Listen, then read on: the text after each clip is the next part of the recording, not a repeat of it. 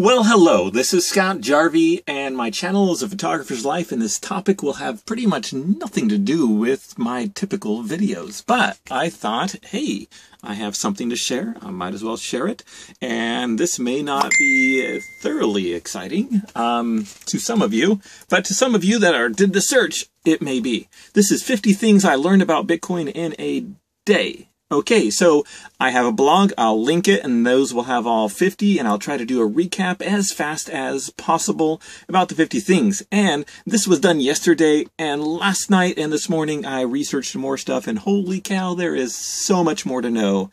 So much more to know. And there's so many people out there that have great stuff there. So if you have a good suggestion of a place to go, a channel or a blog post that can extend upon the knowledge you're about to get dumped on you, leave them in the comments, please. I'd be happy to. Oh, by the way, I'm here in my Airstream. I'm traveling the country for a year, taking pictures for a project I'm doing. And I thought, hey, you know, I've got some money I can invest, maybe Bitcoin. I have a lot of friends that use Bitcoin. And I guess number one is Bitcoin is being talked a lot about in the media right now. This is November 2013. And I like the idea because it has a strong idea of Bitcoin, because it has a strong connection to the idea of free market. All my free market friends were very interested in it. And so Bitcoin is kind of like a payment method, kind of. It's a technology that allows payments easier. And this isn't in the list, but this is something I learned since then. I mean, you can program Bitcoin to do all sorts of things. And it is the exciting thing about it is the technology behind it, I believe. Okay, it's not connected to any central government. It heavily relies on cryptography. It's a security feature.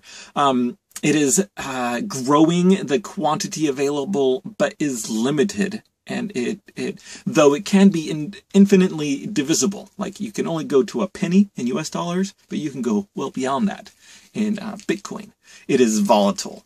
It is a technology.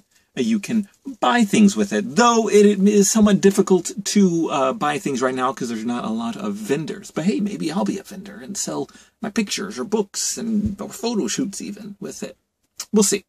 But more companies are jumping in on it. A lot of people are using it pretty much just to invest. And you call those people speculators. And just so you know that this video is for beginners, right? From a beginner's aspect, because the advanced people don't have a clue what to tell beginners half the time, unless they're a really good teacher. I'm not saying I'm a great teacher. I am. I'm amazing. Yeah. Okay, not that great. But there are bubbles in the pricing of Bitcoin. And Bitcoin comes with bubbles, come with crashes or bubble bursts. And there have been bubble bursts in the past, even this year. And right now, some people think we're in a bubble. Anyways, there is a big PR battle with the concept of Bitcoin and cryptocurrency. Cryptocurrency is what they call this, and there are others, maybe like Litecoin, I think. U.S. legislation is not particularly solid regarding Bitcoin, but it's pretty decent right now. And, okay, BTC is short for Bitcoin. Most experienced Bitcoin people don't talk all that much about getting started, I found. Sometimes when they're talking amongst each other, they're pretty much just talking about investment and speculation and getting maybe local vendors signed up on their platform. Okay. And let's see what's next. Number 27, Bitcoin users follow the progression of Bitcoin closely, daily perhaps, or hourly. They're always just checking. It goes up and down and up and down.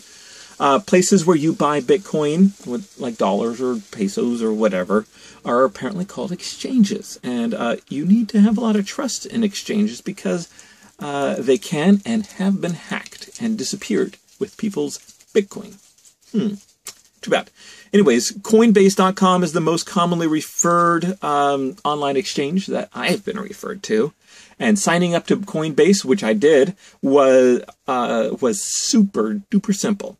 Coinbase will require a logon, you to verify your phone, and to verify your bank account. And all were pretty decently easy. I trusted it enough to let it log on to my bank account for me instead of taking 2 or 3 days. I wanted to jump on it. Boom. And that was cool because I bought some like 0.1 Bitcoin at 777. And then today it's up to 839. But I'm treating it as a like educational. I've never even invested in stocks, really. We're talking beginner. And you know, if it all goes away, that's money. I was willing to let that happen. I'm not, you know, I'm not like banking on this. Okay, so there are several apps for your phones, including a Coinbase app, and I guess one of the originals was called Bitcoin Wallet. And I heard in the news that one of them went away on iPhone. They took it out of the Apple Store. Okay, some Bitcoin speculators believe the price of Bitcoin will grow very high eventually, very high, so much higher than 880. So while some consider it as a bubble, others probably think, oh no, this isn't a bubble, this is just equalizing to where it should be in the thousands. Okay, well-known supporters of Bitcoin were Richard Branson, and yesterday he announced that they're going to accept Bitcoin for flights to the moon. Just kidding. They're Virgin Galactic, which is just flights into the upper atmosphere, like space. Some people believe Bitcoin help countries that have weak or failing forms of currency. Like it would be exciting in places like, where they kept on saying, that little island off of Greece, and you're all yelling, Cyprus. Okay. Bitcoin is created by mining. And mining, you make computers do hard tasks little by little, and then Bitcoin comes into existence. It is mined. Oh, and then I learned after the fact, so it's not part of the 50, that apparently you need a really good computer to do it now. It used to be that you didn't need that, and I don't know what that's all about. Someone in the comment will tell us why. In a few years, you won't be able to mine Bitcoins anymore because they'll essentially be tapped out. Is that right? There's like a cap. Obviously, Wikipedia is a good source for an overview, and I checked there for some sort. And then I also went to some other sites, some other blogs, which I may put onto my blog. Links to those. Okay, Bitcoin has been used. This is some of the sketchy stuff. Bitcoin has been used in sketchy or illegal markets. Silk Road came up a few times.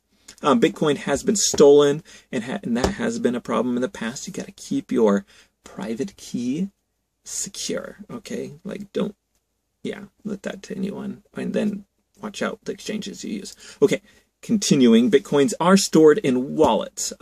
Each wallet has an address, which is a string of numbers and letters. You could even store that in your head. A wallet can be digital or paper. Or in your head. So you could walk across borders with $1 million just with a number in your head, and no one could hack that, right? Now they'd torture you for it or something. I don't know. We're getting off topic.